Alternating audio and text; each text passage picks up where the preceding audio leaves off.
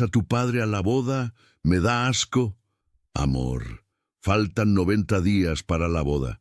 Su voz salió baja, segura. ¿Ya le avisaste a tu padre que no va a ir? Mi cuerpo se quedó paralizado en el pasillo. Ellos no sabían que yo había llegado antes. Normalmente yo avisaba cuando llegaba. Ese día, no.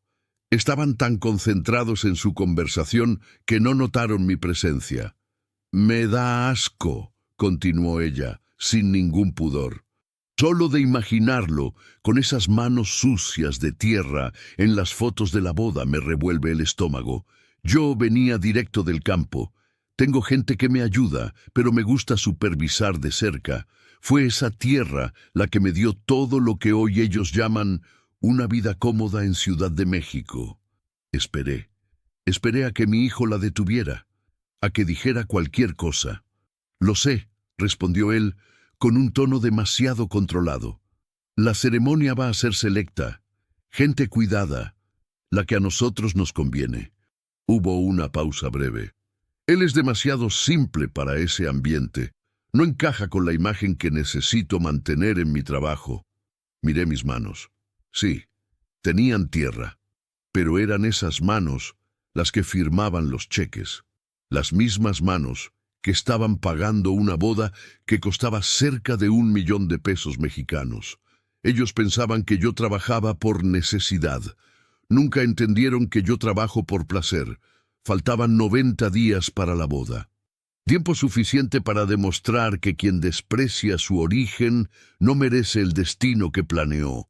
Pero antes de continuar, suscríbete al canal, apoya mi historia dándole un hype al video para que llegue a más personas y dime en los comentarios desde dónde me estás escuchando. Tu apoyo es fundamental para que historias como esta no queden en silencio. Me llamo Rafael Montes. La tierra no miente, y eso es algo que aprendí antes de cumplir los 10 años. Mis padres murieron cuando yo apenas tenía memoria de sus caras y quedé al cuidado de un tío que me enseñó más con golpes que con palabras. A los 14 años ya trabajaba jornadas completas en tierra ajena y a los 19 heredé 3 hectáreas de monte cerca de Tepoztlán que nadie quería. Tierra pedregosa, difícil, ingrata. Pero yo no sabía rendirme porque nunca me habían enseñado esa opción. Tardé años en convertir esas 3 hectáreas en 10. Más tiempo aún en llegar a 30. No fue suerte, fue levantarse antes que el sol, negociar con intermediarios que te veían la cara, aprender a leer contratos cuando apenas sabía escribir mi nombre completo. A los 37 años conocí a Elena en una feria de Cuernavaca. Ella vendía bordados, yo compraba herramientas. No fue amor a primera vista, fue algo mejor. Fue respeto mutuo. Nos casamos 3 meses después en una ceremonia sencilla, sin mariachis ni salón de fiestas. Con lo que cueste la boda podemos comprar otra hectárea, me dijo ella la noche que le propuse matrimonio. Esa mujer entendía el valor de las cosas. Alejandro nació 1 año después, en el hospital público de Cuernavaca. Lloró fuerte, con los pulmones llenos de fuerza. Elena lo sostuvo contra su pecho y me miró con lágrimas en los ojos. «Este niño va a tener todo lo que nosotros no tuvimos», me dijo. Y cumplimos esa promesa. Cuando Alejandro tenía 5 años, ya teníamos 50 hectáreas. Cuando cumplió 10, éramos dueños de casi 100. La gente del pueblo empezó a llamarme Don Rafael, aunque yo seguía usando las mismas botas embarradas de siempre.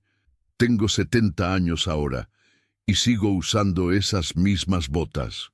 «Papá, ¿por qué no nos mudamos a la ciudad?», me preguntó Alejandro un día, con 12 años, después de regresar de una excursión escolar a Ciudad de México.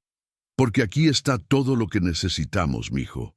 Pero vi algo en sus ojos, una vergüenza pequeña, casi imperceptible.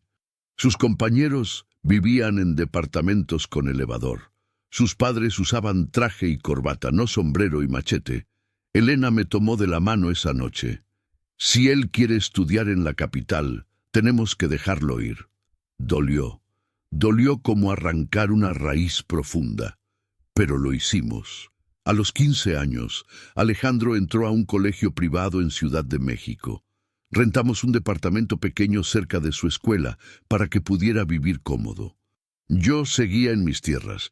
Elena dividía su tiempo entre los dos lugares. Las cuentas empezaron a crecer. Colegiatura, uniformes, libros, actividades extracurriculares. Cada mes era más dinero. Vendí parte de mis tierras para costear su educación. ¿Estás seguro, Rafael?, me preguntó Elena preocupada. La tierra siempre da más cuando se le trabaja bien. Lo que invierto en mi hijo nunca será una pérdida. Alejandro estudió medicina en una universidad de prestigio en Ciudad de México. 6 años de carrera, 4 más de especialización en cirugía cardiovascular. Y lo caro no era la escuela solamente, era la renta, los materiales, los cursos, los congresos, los traslados y todo lo que exige esa vida. Cada semestre el costo aumentaba más y más. Yo nunca le pedí que volviera, nunca le reproché su ausencia en las cosechas o en las negociaciones.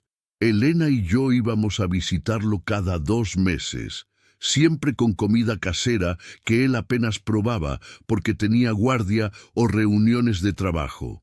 «Se está haciendo alguien importante», decía Elena con orgullo, aunque yo notaba la tristeza en su voz cuando Alejandro cancelaba las comidas familiares. Años después, mi hijo se graduó como cirujano cardiovascular. La ceremonia fue en un salón elegante donde trabajaba. Yo usé mi único traje, comprado especialmente para la ocasión. Elena se puso su vestido azul, el que guardaba para ocasiones especiales. Alejandro recibió su título y no nos mencionó en el discurso de agradecimiento. Habló de sus maestros, de sus colegas, de las oportunidades que la vida le había dado, como si la vida viniera sola, sin manos embarradas de tierra detrás. Elena lloró en el camino de regreso a Tepoztlán. Yo conduje en silencio, con un nudo en la garganta que no se deshizo ni con todo el mezcal que tomé esa noche. Meses después, Alejandro me llamó para presentarme a Valeria. Era abogada corporativa, de familia acomodada de una zona alta de Ciudad de México. Nos recibió en un lugar elegante donde el menú estaba en un idioma que yo no entendía y los precios me parecieron un insulto a la comida honesta. «Mucho gusto, don Rafael», me dijo con una sonrisa que no le llegó a los ojos. Noté cómo me miraba, cómo observaba mis manos, mi ropa, la manera en que yo sostenía los cubiertos. Elena también lo notó porque apretó mi mano debajo de la mesa. «Valeria trabaja en una firma internacional», explicó Alejandro con orgullo. «Lleva casos importantes, de mucho dinero». «¡Qué bien!», respondí. «Yo trabajo la tierra. Llevo cultivos que alimentan a miles de familias». Se hizo un silencio incómodo. Meses después, Alejandro me llamó emocionado. «Papá, me voy a casar». «Felicidades, mijo». «¿Cuándo?» «Dentro de 1 año. Queremos hacer algo inolvidable». «Cuenta conmigo para lo que necesites». Hubo una pausa. «¿Hay algo más? Valeria y yo estamos buscando un departamento en una zona alta de Ciudad de México. Algo espacioso, con terraza, con amenidades. Ya vimos uno que nos encantó, pero necesitamos... ¿Cuánto cuesta?» 8 millones de pesos mexicanos. No parpadeé, no suspiré. Solo calculé mentalmente cuántas hectáreas tendría que vender, cuántos años de trabajo representaba esa cantidad. «Es tuyo, Alejandro. Tu madre y yo queremos que empieces tu vida en un buen lugar». «Gracias, papá. De verdad, gracias». Colgó rápido. Ni siquiera preguntó cómo estaba Elena, ni cómo iban las cosechas, ni si yo necesitaba algo. Esa noche, Elena y yo nos sentamos en el portal de la propiedad. El aire olía a tierra húmeda, a maíz, a las cosas que habíamos construido juntos. «¿Estás seguro de esto, Rafael?» «Es nuestro único hijo, y las promesas se cumplen. pero una promesa no es lo mismo que una escritura. Y yo todavía tenía tiempo para decidir si firmar o no. El salón de eventos que eligieron costaba más de lo que yo gané en mis primeros años de trabajo. Valeria me citó en un lugar exclusivo en una zona elegante de la ciudad. Cuando llegué, ella ya estaba sentada en una terraza con vista, revisando catálogos junto a una coordinadora de bodas que usaba más maquillaje que sentido común. «Don Rafael, qué bueno que pudo venir», me saludó Valeria, señalando una silla frente a ella. «Alejandro está en cirugía, pero yo quería que viera lo que hemos planeado». Me senté. La coordinadora me miró con esa sonrisa profesional que usan las personas que saben que vas a pagar mucho dinero. «Estamos hablando de un evento para 200 invitados», comenzó a explicar, abriendo una carpeta llena de fotografías brillantes. «Ceremonia religiosa en una parroquia del centro. Recepción aquí en nuestro jardín principal. Tenemos 3 opciones de menú: la clásica, la premium y la experiencia gourmet». «¿Cuál es la diferencia?», pregunté. «El costo por persona varía bastante entre cada nivel», respondió con naturalidad, como si estuviera hablando del clima. Valeria interrumpió. «Obviamente queremos la experiencia gourmet. Nuestros invitados están acostumbrados a cierto estándar». Hice cuentas mentales. 200 invitados por la opción más cara, más el salón, más la música, más las flores, más el fotógrafo, más el video, más la decoración. El paquete completo que recomendamos está cerca del $1.000.000 mexicanos, dijo la coordinadora del lugar, deslizando una cotización impresa hacia mí. Esto incluye absolutamente todo: ceremonia, recepción, banquete, bebidas premium, música en vivo para la recepción, mariachi en la fiesta, DJ, arreglos florales de importación, iluminación arquitectónica, pastel, barra de postres, barra de café, photobooth, libro de firmas personalizado y coordinación el día del evento. Cerca de $1.000.000. Yo construí mi primera casa con una fracción de lo que costaba esa sola decisión. «Necesitamos la mitad de anticipo para reservar la fecha», continuó ella. «El resto se liquida 15 días antes del evento». Valeria me miraba con esa expresión que ya empezaba a reconocer. No era gratitud, era expectativa. Como si yo tuviera la obligación de pagar, no el privilegio de ser invitado. «Está bien», dije simplemente. Los ojos de Valeria brillaron. «¿De verdad, don Rafael? ¿No quiere revisarlo con más calma? Mi hijo se casa una vez en la vida. No voy a escatimar en su felicidad». La coordinadora sonrió ampliamente. «Perfecto. Entonces necesitamos que firme aquí el contrato y haga la transferencia del anticipo esta semana». Leí el contrato, letra pequeña, cláusulas complicadas, pero una cosa estaba muy clara. El anticipo no era reembolsable bajo ninguna circunstancia. Si se cancelaba el evento, yo perdería esa cantidad. «¿Hay algún problema?», preguntó Valeria, notando que me había detenido en esa sección. «Ninguno», respondí, sacando mi pluma. «Solo me gusta entender lo que firmo». Firmé. 3 días después, transferí la mitad del costo total. La semana siguiente, Alejandro me invitó a comer.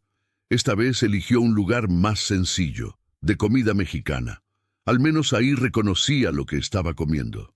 «Papá, no sabes lo agradecido que estoy», me dijo mientras esperábamos la comida. «La boda va a ser increíble. Valeria está feliz. Me alegro, mijo. Y sobre el departamento», bajó la voz, como si estuviera compartiendo un secreto. «Ya hablamos con el desarrollador, el que te comenté, en una zona alta, amplio, con terraza, lugares de estacionamiento, bodega. 8 millones, me dijiste. Exacto, pero hay que apartar con un porcentaje inicial. El resto se puede financiar, pero la tasa de interés baja considerablemente si damos un enganche mayor». Tomó un trago de su agua mineral.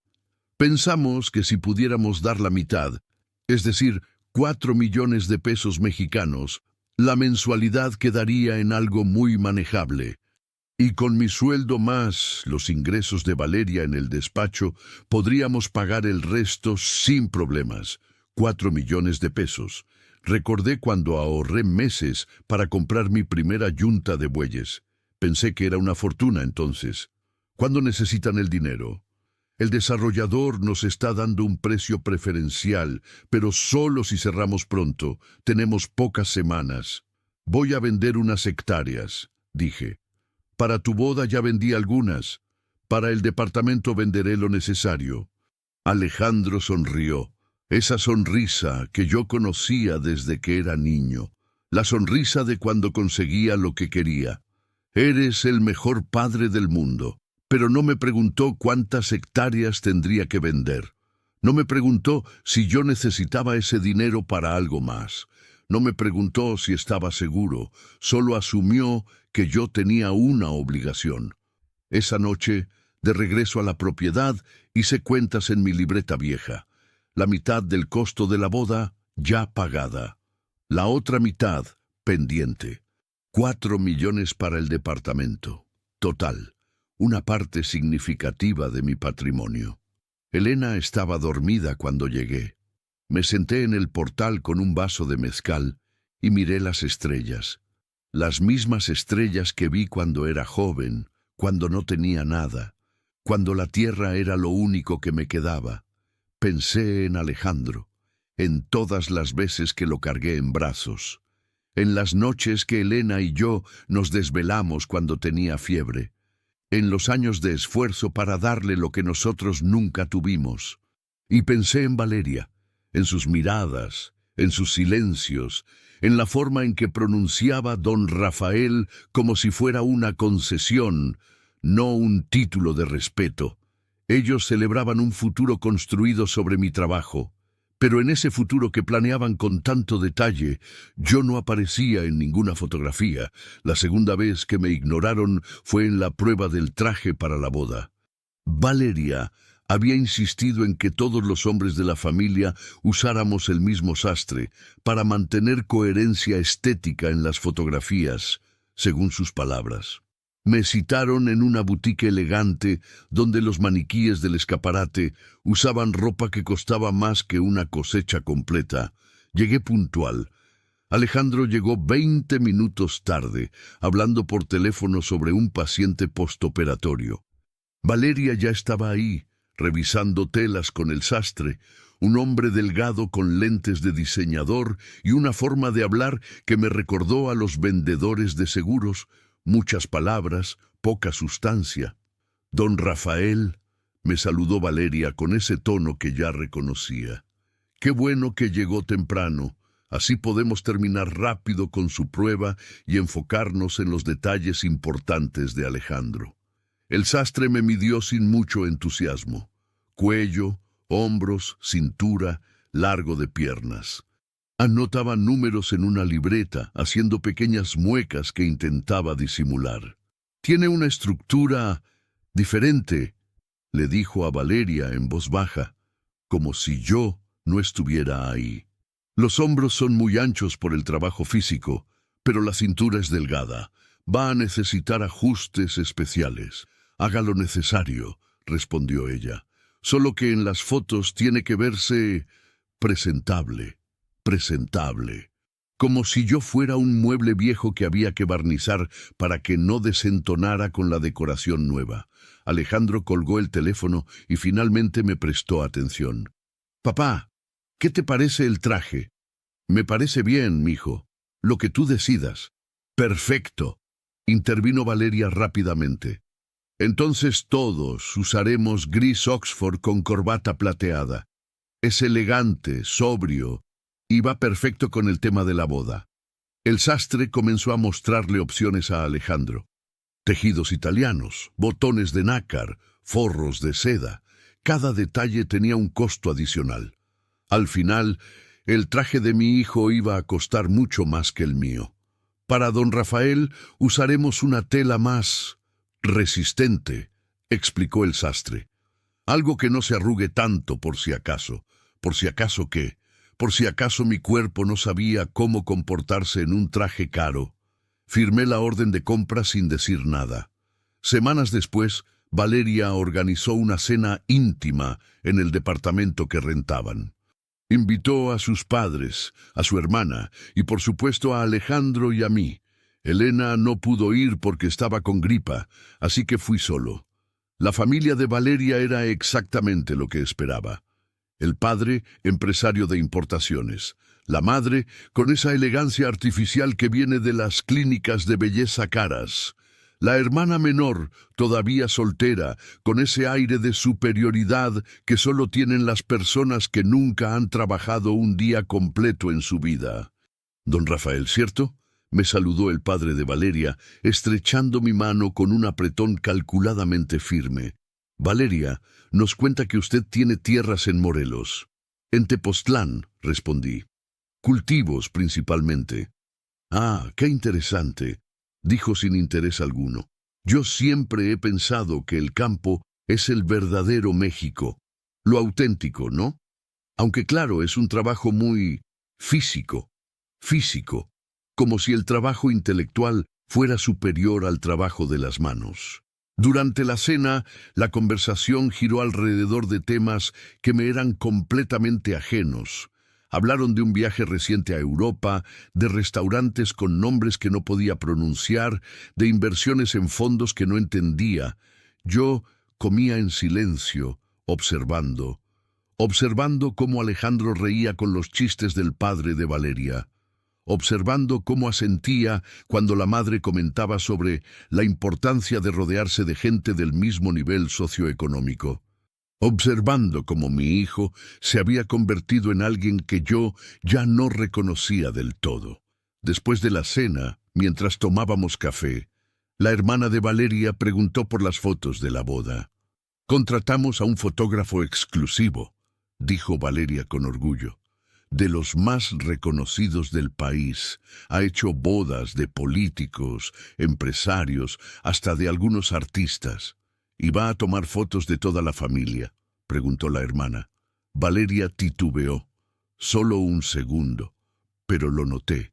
«Bueno, vamos a tener una sesión formal con los novios y los padres inmediatos, y luego fotos generales de todos los invitados en la recepción». «¿Formales?», insistió la madre de Valeria. «¿Tipo retrato de estudio?». «Exacto. Son las que van al álbum principal, las que posiblemente enmarcamos para la casa». La hermana sonrió con malicia. «Ay, Valeria, pero entonces vas a tener que coordinar muy bien la ropa de todos. Imagínate que salga alguien desalineado en esas fotos tan importantes». Valeria le lanzó una mirada que decía, «Cállate», pero el daño ya estaba hecho. Alejandro intervino, tratando de suavizar el momento. «Todos vamos a estar muy elegantes. Ya coordinamos los trajes». «Ah, perfecto», dijo el padre de Valeria, «porque esas fotos son para toda la vida. Van a estar en tu sala, en tu recámara, van a ser lo primero que vean tus hijos cuando nazcan. No puedes tener distracciones visuales». Distracciones visuales. Yo era una distracción visual en la boda de mi propio hijo. Me quedé callado, tomé mi café, agradecí la cena y me despedí educadamente. En el elevador, Alejandro me alcanzó. «Papá, espera», me detuve. Lo miré, esperé a que dijera algo, cualquier cosa. «No les hagas caso, ya sabes cómo es la familia de Valeria. A veces son un poco snobs». «¿Un poco?», repetí. «Tú sabes a qué me refiero, pero lo importante es que estés ahí, en la boda. Eso es lo que importa». «¿Estar ahí o estar en las fotos?», se quedó callado. «Papá, no empieces».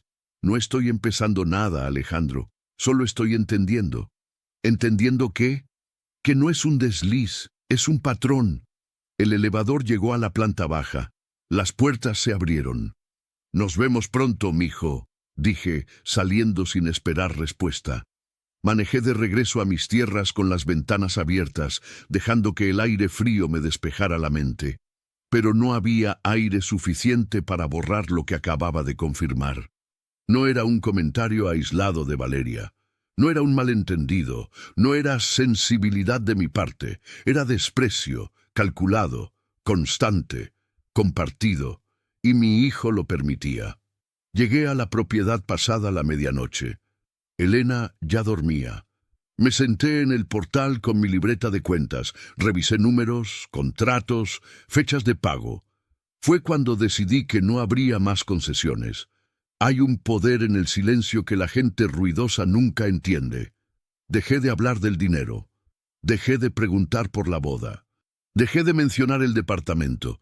Cuando Alejandro me llamaba para contarme sobre los avances de la planificación, yo escuchaba con monosílabos. «Ajá, qué bien, me alegro».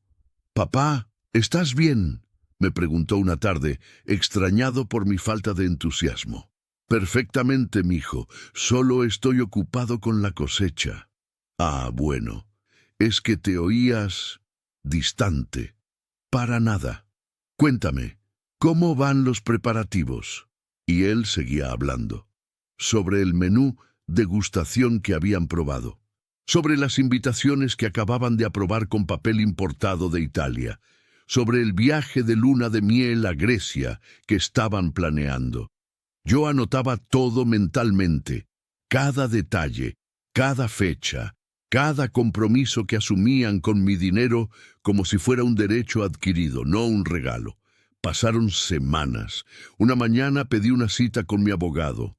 Llevaba más de una década manejando mis asuntos legales.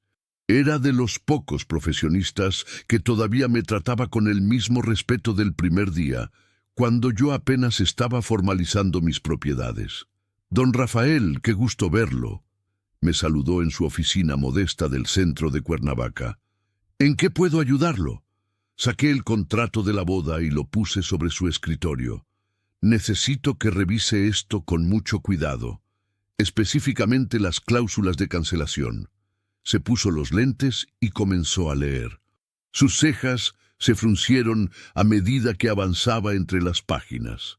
«Es un contrato estándar de la industria de eventos», dijo finalmente, «pero muy favorable para el prestador del servicio. Aquí dice claramente que el anticipo no es reembolsable según el contrato. Si usted cancela el evento con más de 60 días de anticipación, pierde la mitad de lo pagado. Si cancela con menos de 60 días, pierde todo. ¿Y si cancelo ahora? Todavía faltan más de 60 días para la boda. Perdería la mitad de lo que ya pagó. La otra mitad no tendría que pagarla, obviamente, porque el contrato quedaría anulado. ¿Hay alguna forma de recuperar aunque sea una parte del anticipo?». Revisó el contrato nuevamente, más despacio esta vez. «Solo si el salón incurre en incumplimiento contractual, por ejemplo, si ellos cancelan, si no pueden prestar el servicio por causas que dependan de ellos, o si hay vicios ocultos en el contrato. Pero esto está redactado muy bien. No veo puntos débiles. Entonces, si yo cancelo ahora por la razón que sea, pierdo una cantidad considerable». «Exacto». Me recargué en la silla. Hice cuentas mentales otra vez. Esa cantidad representaba varias hectáreas de buena tierra, el precio de un tractor nuevo, el precio de la dignidad. «¿Puedo preguntarle por qué está considerando cancelar?», dijo con cuidado. «Entiendo que es la boda de su hijo. Justamente por eso estoy considerándolo». No dije más. Era discreto, pero no necesitaba conocer los detalles de mi humillación. «Hay otra cosa», continué. «El departamento. Dije que iba a dar 4 millones de pesos de enganche. Todavía no he firmado nada con el desarrollador. Todavía no he transferido dinero. ¿Hay alguna obligación legal de mi parte?». «¿Firmó algún documento? ¿Contrato de promesa de compraventa? ¿Recibió alguna cotización formal a su nombre?». «No. Todo está a nombre de mi hijo y mi nuera. Yo solo prometí verbalmente que daría el dinero», negó con la cabeza. «Una promesa verbal no tiene validez legal en una transacción inmobiliaria de esa magnitud. Si usted no firmó nada, no está obligado a nada. Puede cambiar de opinión cuando quiera. Cuando quiera. Esas 2 palabras pesaban más que todo el dinero del mundo. Salí de la oficina con el contrato en la mano y una claridad que no había tenido en meses. Me senté en una banca de un jardín público cerca de ahí. Turistas paseaban tomando fotografías, ajenos a que en ese mismo lugar yo estaba tomando la decisión más importante de los últimos años. Podía perder esa cantidad. Era mucho dinero. Dolía, pero era recuperable. La tierra siempre da más cuando se le trabaja bien. O podía quedarme callado, pagar el resto, dar los 4 millones del departamento, sonreír en las fotografías donde me permitieran aparecer y tragarme la humillación como si fuera medicina amarga pero necesaria. Saqué mi teléfono. Miré la última foto que tenía con Alejandro. Era de hacía unos años, en la propiedad, el día que vino a avisarme que había terminado su especialización. Yo tenía el brazo sobre su hombro. Él sonreía con orgullo genuino. ¿En qué momento perdimos eso? ¿En qué momento mi hijo dejó de ver mis manos embarradas como símbolo de trabajo honesto y empezó a verlas como vergüenza social? La respuesta era simple. Cuando dejé que Valeria y su familia lo convencieran de que el origen es un defecto, no una raíz, regresé a la propiedad al atardecer. Elena estaba preparando la cena. «¿Cómo te fue en Cuernavaca?», preguntó sin voltear, picando jitomate. «Bien, fui a ver a mi abogado. ¿Pasó algo con las tierras?». «No. Fui a revisar el contrato de la boda». Elena dejó el cuchillo, se limpió las manos en el delantal y me miró directo a los ojos. «¿Vas a cancelar?». No le había dicho nada. No le había contado sobre la cena, sobre los comentarios, sobre la mirada de mi hijo cuando lo confronté en el elevador, pero Elena me conocía mejor que nadie en este mundo. «Estoy pensándolo. Vas a perder mucho dinero. Ya perdí algo más valioso». Elena se acercó y tomó mis manos. Las mismas manos que Valeria llamaba sucias, las mismas que construyeron todo lo que Alejandro disfrutaba sin gratitud. «¿Estás seguro, Rafael? Una vez que hagas esto, no hay vuelta atrás». «Lo sé. Va a doler. Para todos. Ya duele, Elena. Ya duele desde hace mucho tiempo». Ella asintió despacio. «Entonces, haz lo que tengas que hacer. Yo estoy contigo». Esa noche decidí hacer la llamada. Hablé directamente con el salón. Al día siguiente fui personalmente a entregar la cancelación por escrito, con número de folio y acuse de recibo. Breve, directo, profesional. Perder esa cantidad iba a doler, pero perder la dignidad dolía mucho más. Pasé varios días procesando lo que acababa de hacer.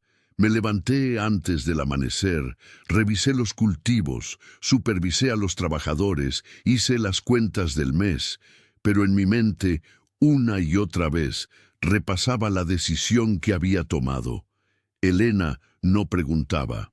Solo me traía café en las noches y se sentaba a mi lado en silencio. Unos días después, Alejandro me llamó.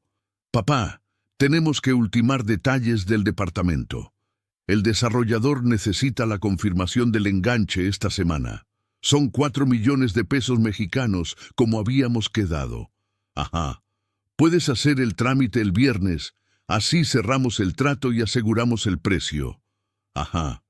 Perfecto. También Valeria quiere que veas las opciones finales del menú. Ya pagaste el anticipo de la boda, pero hay algunos extras que queremos agregar. Cosas pequeñas, vino de mejor calidad, un cóctel de bienvenida, fuente de chocolate. ¿Cuánto más?». «No mucho, pero créeme que vale la pena. La experiencia va a ser...». «Alejandro». «¿Sí? ¿Te acuerdas de tu graduación de primaria?». Hubo una pausa confundida. «Fue en el patio de la escuela. Comimos tacos de canasta que preparó mamá». «¿Por qué lo preguntas?». Solo recordaba. «Papá, ¿estás bien? Te noto raro desde hace días». «Estoy perfectamente. Tengo mucho trabajo. Hablamos pronto». Colgué antes de que pudiera insistir. Al día siguiente recibí la confirmación del salón.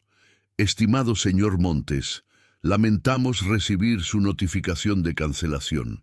El anticipo no es reembolsable según el contrato. El contrato queda anulado a partir de esta fecha. Folio, número. Le deseamos lo mejor. Atentamente, la gerencia. Una cantidad considerable, evaporada, perdida, pero no desperdiciada, porque compré algo más valioso que una boda lujosa. Compré mi paz. Imprimí la carta de confirmación, la guardé en una carpeta junto con el contrato original. Evidencia, no para ellos, para mí. Luego llamé al banco. Instruí a mi ejecutivo de cuentas a no autorizar transferencias a cuentas que yo no validara personalmente. 4 millones de pesos que ya no saldrían de mi cuenta bajo ninguna circunstancia. Después, le pedí a mi contador un reporte completo de todo lo que había gastado en mi hijo a lo largo de los años. Educación, gastos personales, rentas, todo, con facturas y comprobantes. ¿Para efectos fiscales?, preguntó. Para efectos de memoria. Me envió el reporte varios días después. Muchas páginas, números en columnas ordenadas, totales parciales por año, gran total al final. Una cantidad que representaba décadas de trabajo invertidas en un hijo que se avergonzaba de las manos que firmaban los cheques. No le mostré el reporte a nadie. Lo guardé en mi escritorio junto a la confirmación de cancelación de la boda. Elena entró a mi estudio esa tarde. ¿Ya lo hiciste? Ya lo hice. ¿Y ahora? Ahora espero. ¿A qué? A que se den cuenta. Porque esa era la parte que Valeria y Alejandro no entendían. Ellos creían que yo pagaba por amor incondicional, que el dinero fluía de mí hacia ellos como un río que nunca se seca, pero hasta los ríos más caudalosos pueden cambiar de curso. El viernes llegó, el día en que Alejandro esperaba que yo autorizara la transferencia de 4 millones de pesos. Mi teléfono no sonó en la mañana, tampoco al mediodía, sonó a las 4 de la tarde. Papá, el desarrollador dice que no ha recibido confirmación del pago. Lo sé. ¿Hubo algún problema con el banco? No hubo ningún problema. Entonces, ¿puedes hacerla ahora? Todavía estamos a tiempo. No voy a hacerla, Alejandro. Silencio. ¿Cómo que no vas a hacerla? Quedamos en muchas cosas. Y yo he cumplido durante más de 3 décadas. Pero las promesas tienen condiciones. Y las condiciones cambiaron. Papá, no entiendo. ¿De qué estás hablando? Hablamos pronto, mijo. Ahora tengo trabajo. Colgué. Minutos después, Valeria llamó. No contesté. Más tarde, Alejandro volvió a llamar. Tampoco contesté. Elena me miraba desde la cocina. Se va a poner difícil, dijo. Ya estaba difícil, solo que yo estaba fingiendo que no lo veía. La fiesta había caído, el departamento se había esfumado y el matrimonio que ni siquiera había comenzado ya estaba empezando a desmoronarse. Llegaron a la propiedad 2 días después, sin avisar, con las caras de quien acaba de descubrir que el mundo no gira según sus planes. Yo estaba revisando el sistema de riego cuando vi la camioneta de Alejandro levantando polvo en el camino de terracería. Elena salió al portal secándose las manos en el delantal. Me miró con esa expresión que significa «prepárate». Alejandro bajó primero, Valeria después, con tacones completamente inadecuados para el terreno irregular. Ella intentó caminar con dignidad, pero la tierra suelta no respeta el orgullo citadino. «Papá, tenemos que hablar», dijo Alejandro sin siquiera saludar. «Adelante, aquí estoy». «Adentro», insistió mirando a los trabajadores que podaban los árboles cercanos. «Lo que tengas que decir puedes decirlo aquí. Ellos han escuchado cosas peores». Valeria intervino, con la voz tensa. «Don Rafael, no entendemos qué pasó. El desarrollador nos llamó ayer diciendo que si no cerramos esta semana, perdemos el departamento. Hay otros compradores interesados. Entonces que lo compre alguien más». «¿Cómo?». La voz de Valeria subió una octava. Llevamos meses planeando esto, ya elegimos acabados, ya medimos los muebles, ya asumieron algo que yo nunca confirmé por escrito. Alejandro dio un paso adelante. Papá, me dijiste que sí, me prometiste el dinero. Prometí muchas cosas y cumplí durante más de 3 décadas, pero las promesas se rompen cuando el respeto desaparece. ¿De qué respeto hablas?, preguntó Valeria, con ese tono defensivo que usan las personas que saben exactamente de qué estás hablando, pero no quieren admitirlo. Del respeto que se pierde cuando escuchas a tu hijo y a su prometida decir que les da asco que yo aparezca en su boda. El silencio cayó como piedra en agua quieta. Valeria palideció. Alejandro cerró los ojos. «Estabas», comenzó mi hijo, «en el pasillo». «Sí, escuché cada palabra. Me da asco. Es demasiado simple para ese ambiente. No encaja con la imagen que necesito mantener en mi trabajo». Elena había entrado a la casa dejándonos solos. Ella sabía que esta conversación nos pertenecía únicamente a nosotros 3. «Papá, yo...» Alejandro buscaba palabras que no existían. Y lo peor no fue lo que dijo ella. Continué mirándolo directamente a los ojos. Lo peor fue tu silencio. Lo peor fue que aceptaste cada palabra como si fuera razonable avergonzarte de tu padre. Valeria intentó recuperar el control. Don Rafael, si escuchó esa conversación fuera de contexto, seguramente malinterpretó. ¿Malinterpreté me da asco? ¿Malinterpreté manos sucias de tierra? Dime, Valeria, ¿cuál es el contexto correcto para esas palabras? Ella abrió la boca, la cerró, volvió a intentarlo. Yo estaba nerviosa, la boda me tiene muy estresada. A veces uno dice cosas sin pensar. Llevamos meses de planificación. He visto cómo me miras en cada reunión. Cómo pronuncias Don Rafael como si fuera un favor que me haces. Cómo te aseguras de que mi traje cueste menos que el de tu futuro esposo. Eso no es estrés, Valeria. Eso es desprecio calculado. Alejandro finalmente habló, con la voz quebrada. No queríamos que te enteraras así. ¿Entonces querían que me enterara de otra forma? ¿O querían que nunca me enterara y siguiera pagando en silencio? No es así, papá. Entonces, ¿cómo es, Alejandro? Explícame. Explícame cómo me ves. Explícame si cuando firmas tus cirugías con esas manos que nunca han tocado tierra, ¿te acuerdas de dónde salió el dinero para que pudieras estudiar medicina? Mi hijo bajó la mirada, como cuando era niño y sabía que había hecho algo mal.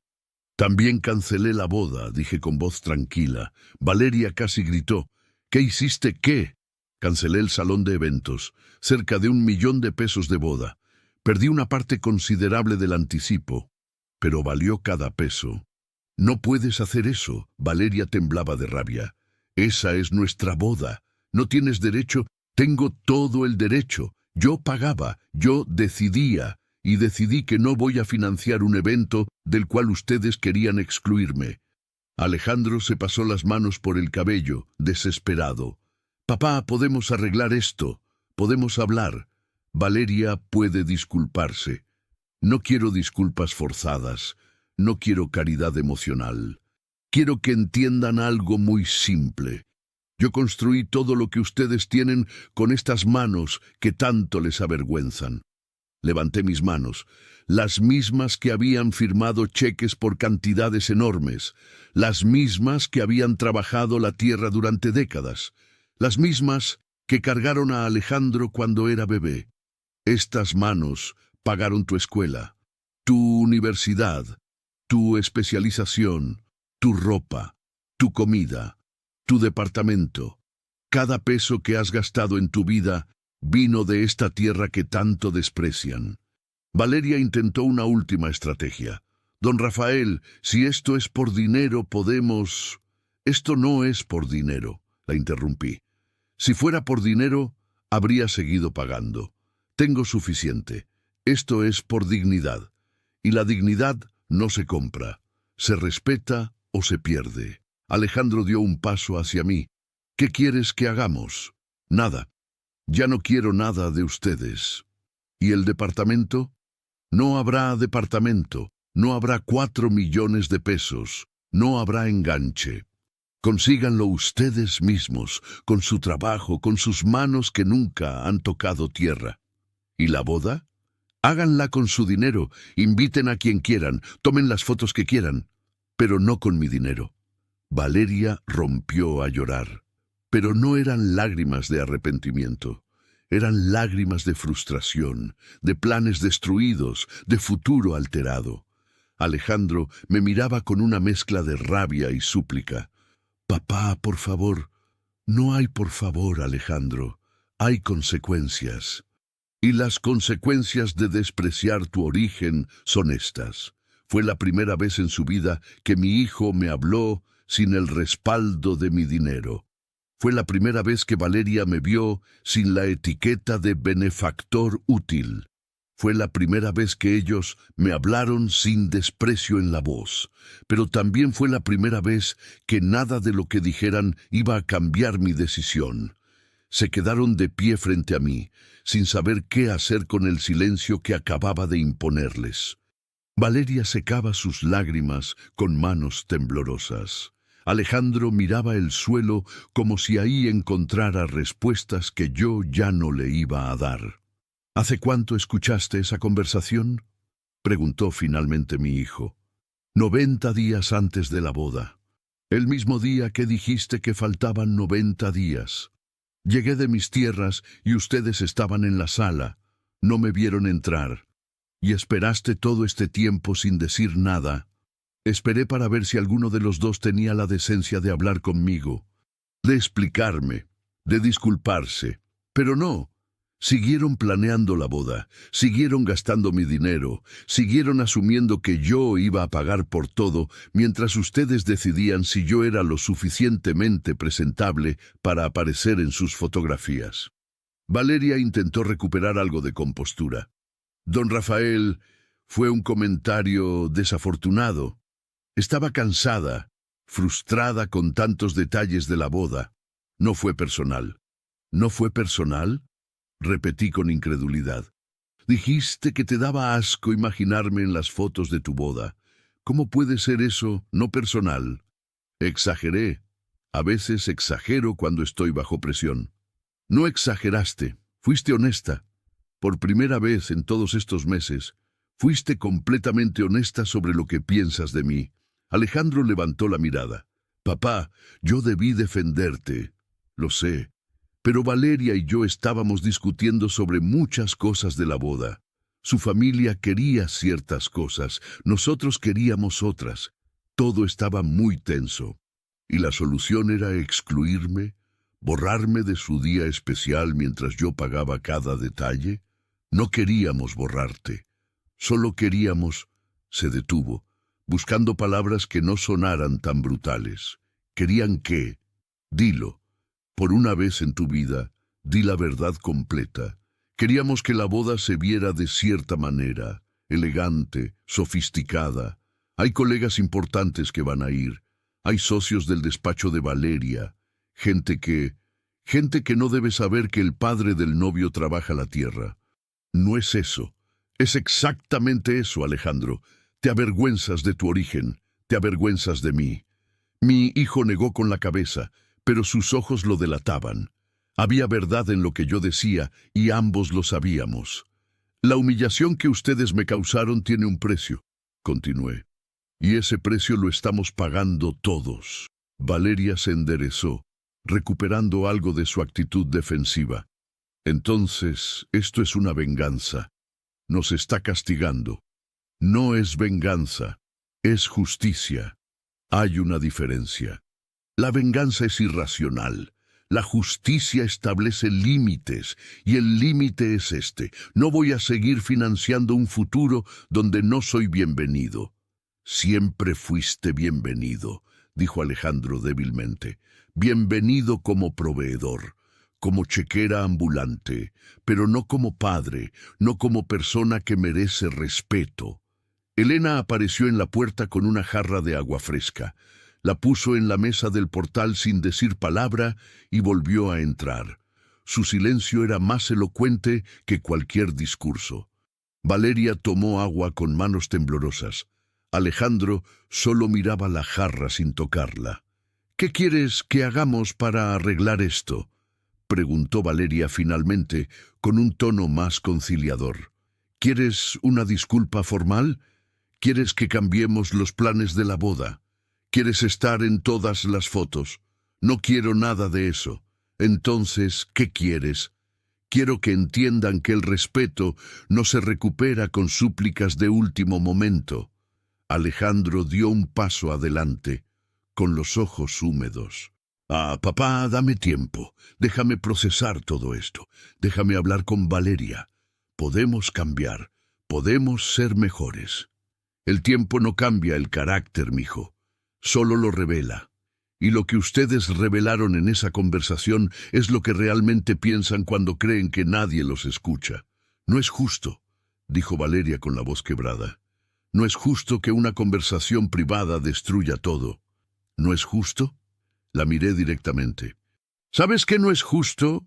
Trabajar décadas para darle a tu hijo todo lo que tú nunca tuviste, y que ese hijo te vea como un estorbo social.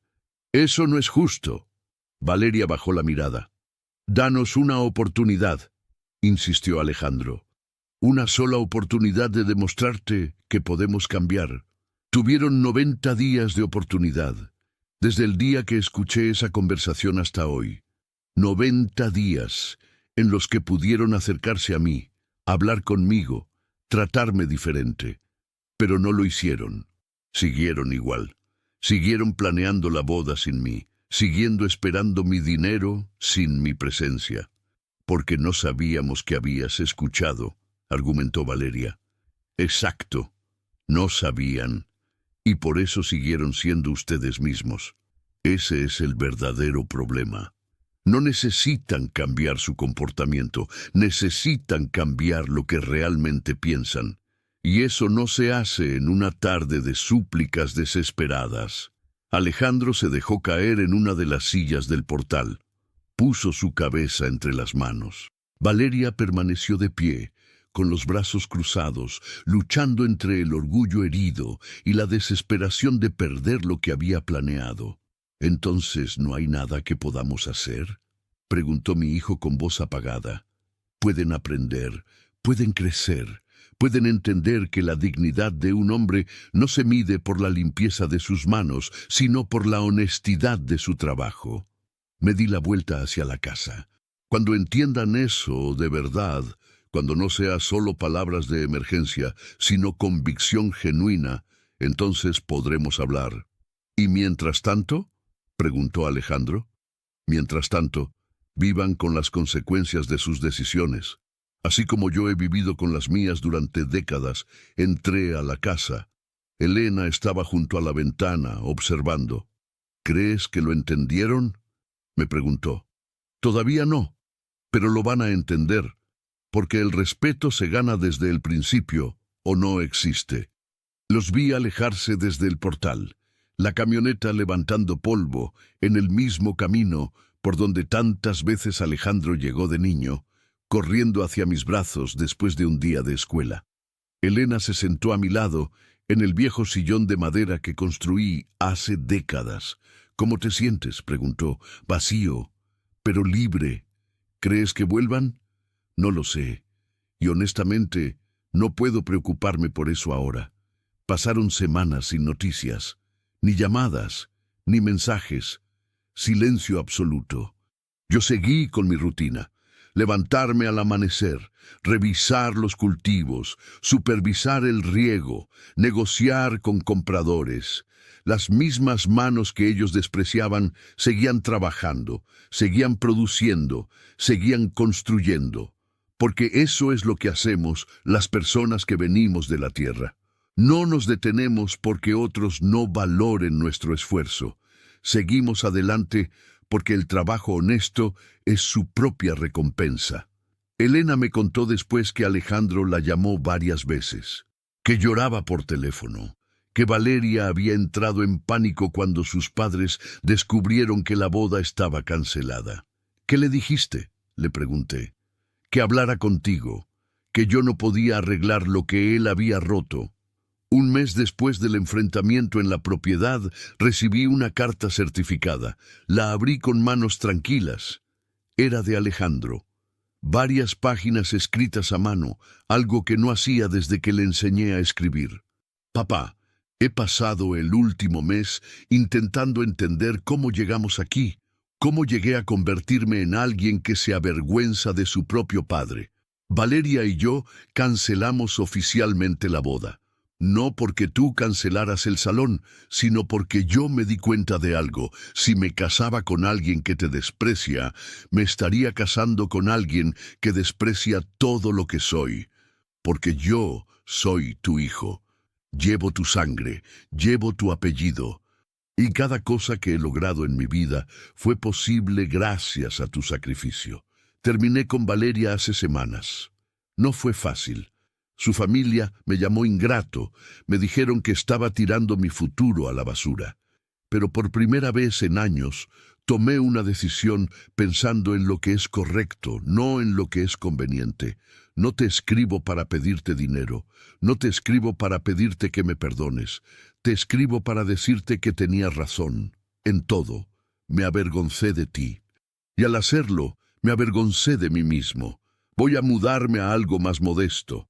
Voy a empezar a vivir según mis medios reales, no según el futuro que tú estabas financiando.